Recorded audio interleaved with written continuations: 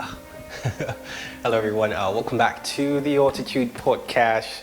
I've got to say, I know a lot of you guys miss me. I know. I've been away, quite some time. But yeah, guess what? I'm happy to be back. There's been a lot happening. We talk about market volatility. People are thinking is there going to be a second recession? Is the pandemic resurgence going to fundamentally change the progress as we made for the last month? There's been a lot of things happening. And there are a lot of people that have been crying wolf. I mean, have you seen the Tesla stock? Tesla has been wild. But I know it just pulled back a little bit on Friday, that was yesterday.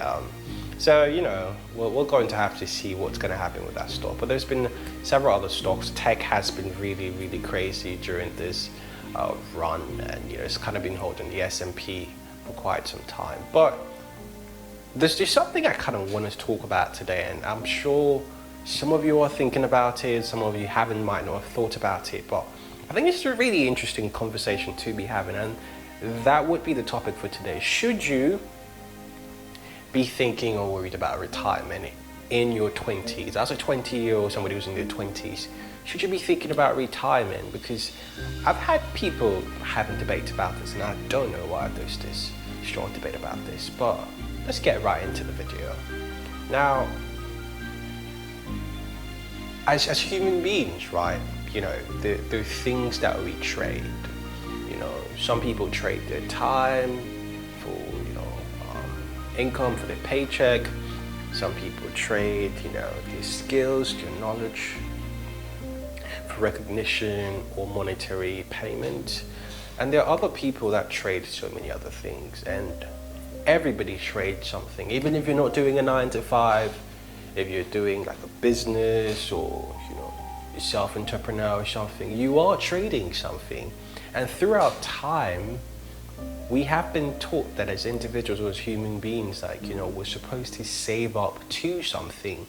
And for most of us, that is retirement. I mean, why do you do all this work if not to be able to comfortably come back home after some years or relax, and enjoy all the money that you've made and leave some even for, the people after you?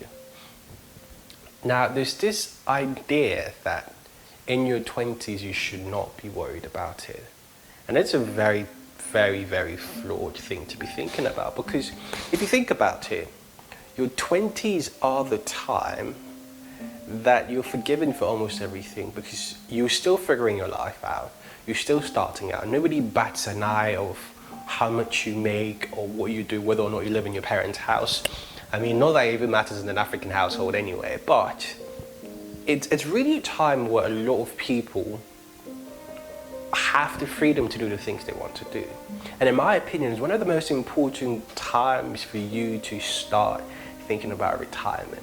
Actually saving money and investing and saving.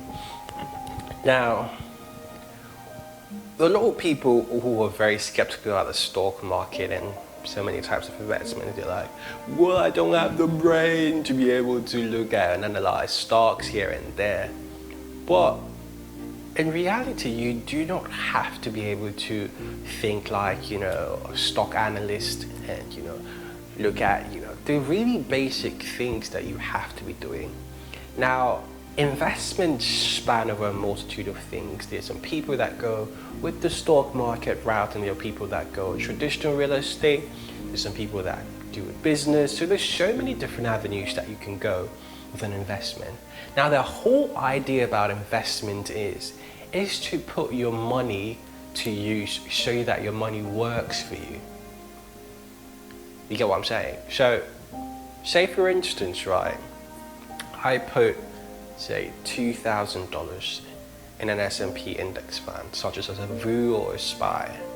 Now, what I'm doing is I'm putting money in there so that my money works for me. You know what I'm saying? So, assuming that, that index fund grows at a 6 to 7% interest rate year over year, after say 40, 50 years, that amount of money, if I'm putting money in consistently, $500 every single month, I should be looking at potentially about $1.2 million roughly about, that's if it's a Roth IRA account, or I'm looking at perhaps $800,000 after taxes if it's a traditional account.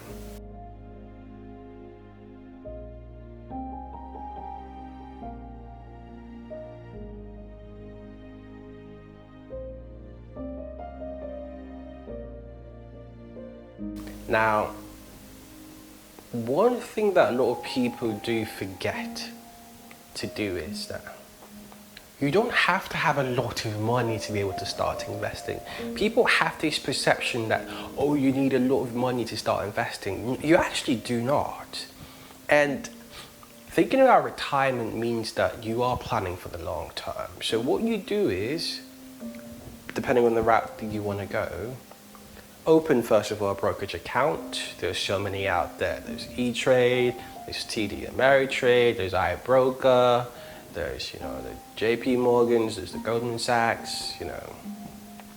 Mostly those last two are more investment account, but, you know, and there's Robinhood as well, like, which a lot of people have been on quite lately. But the idea is to start small, eventually get bigger. And the goal is to be consistent with your investment. So assuming that you were to invest in an index fund such as that tracks the S&P, such as the VU or the SPY, these are index funds that track the best performing, or the 500 best performing companies within the stock market, and, you know, the ETF. So what that does is it gives you like sort of like a basket of funds. So you have diversification, as well as, you know, you have safety and no risk, because, you know, you haven't put all your money into one stock so that when it goes down the market, you know, you are at a loss of your money. So, you know, the VU is, you know, much cheaper, is around 290-ish, I believe. But, you know, these are sort of things that if you were to go into the stock market, you are sort of planning for the future. Now, one thing that you need to realize is better to start now than later, because the longer you push it back, that means that the more money you have to be able to put in at one time in order to retire comfortably. And the thing is, if you start early, you have the liberty and freedom to go at a much slower pace, you know, much lower amount every single month, or however consistently you want to put it in. And you have freedom to do it. You are not being, because once you hit 40, like, people don't expect you to not have certain things. You get what I'm saying? And even yourself, I'm sure you've got certain goals for yourself.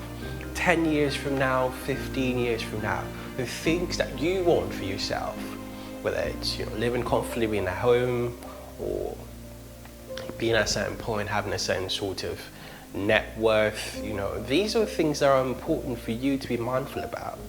Now, the thing is, you could be making a $60,000 salary and still be able to be better off than somebody who's got a six-figure salary. The goal is not, or the thing is not how much money you make, but it's how much money you're able to put to good use. And with that, that means that your income to expense ratio is greater. Because there are people that are making $1 million a year, or six figures, $200,000 and $300,000 a year, and they're spending a lot of that money away. And there's somebody who's got a $60,000 salary, or 60K salary, or 50K salary, and they're able to safely invest.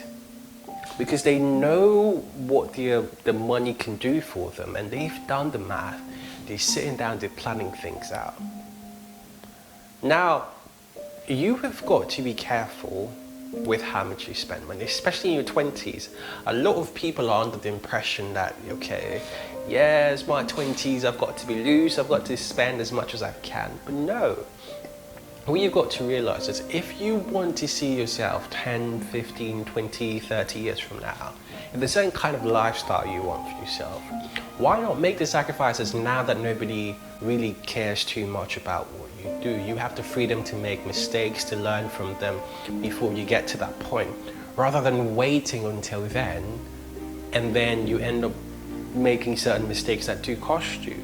Because what you end up realizing is if you were to make the kind of decisions that we make now in your early 20s, you learn from them, you have more time to save money. At the same time, you know, you are at liberty to take a chill pill, relax, enjoy life as you go along. So my advice to you, to anybody who's listening or who's watching this, think about where you see yourself 20 years from now and ask yourself, how do I get there?